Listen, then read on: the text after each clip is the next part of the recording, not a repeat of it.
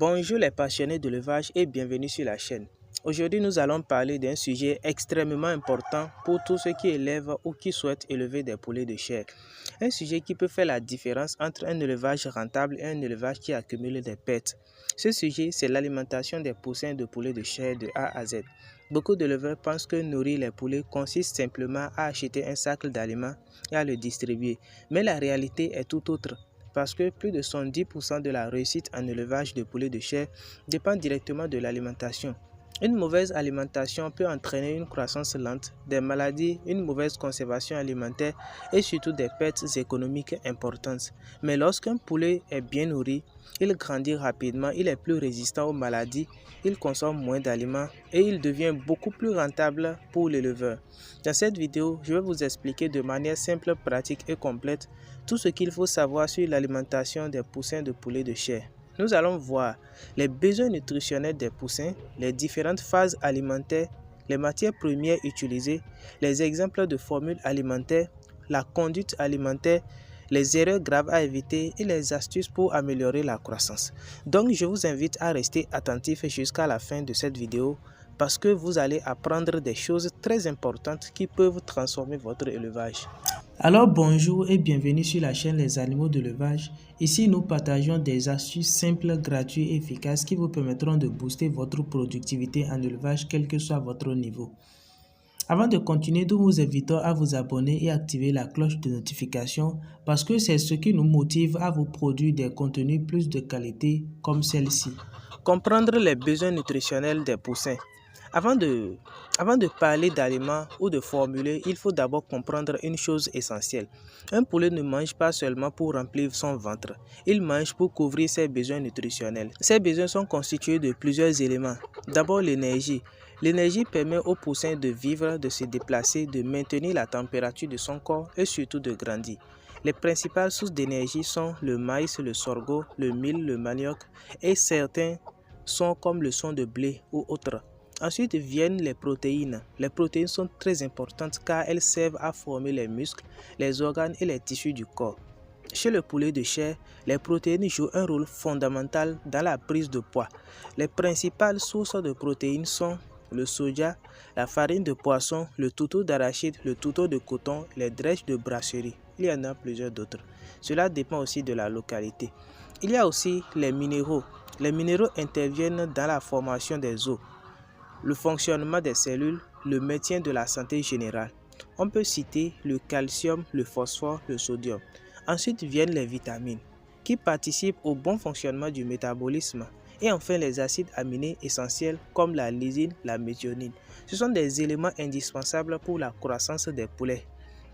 Mais il y a un élément que beaucoup d'éleveurs négligent alors qu'il est absolument vital. Cet élément, c'est l'eau. Un poulet peut survivre plusieurs jours sans aliments, mais il ne peut pas survivre longtemps sans eau. C'est pourquoi l'eau doit être propre, fraîche et disponible en permanence. Les phases alimentaires du poulet de chair. Maintenant que nous avons compris les besoins nutritionnels, passons à une autre étape très importante. L'alimentation des poulets de chair ne se fait pas de la même manière pendant toute leur vie. Elle est divisée en plusieurs phases. Phase de démarrage. Cette phase va de 0 à 14 jours. C'est une période très délicate. Les poussins sont encore fragiles et leur système digestif est en développement. Pendant cette phase, l'aliment doit être très riche en protéines, facile à digérer, très équilibré. L'objectif est de stimuler une croissance rapide dès les premiers jours de vie. Phase de croissance, elle va généralement de 15 à 28 jours ou plus. Durant cette phase, le poulet commence à développer ses muscles. L'aliment doit toujours être équilibré, mais avec un niveau de protéines légèrement réduit par rapport à la phase de démarrage. L'objectif ici est de maintenir une croissance régulière et efficace. Phase de finition. Cette phase commence vers 29 jours jusqu'à l'abattage. L'objectif est maintenant d'optimiser la prise de poids et d'améliorer la qualité de la carcasse. L'aliment contient généralement un peu moins de protéines mais suffisamment d'énergie pour favoriser une bonne conversion alimentaire. Les matières premières utilisées en alimentation. Pour fabriquer un bon aliment, il faut choisir les bonnes matières premières. En Afrique de l'Ouest, plusieurs matières premières sont couramment utilisées. Parmi les sources d'énergie, on retrouve le maïs, le sorgho, le mil, le manioc, le son de blé, le son de riz.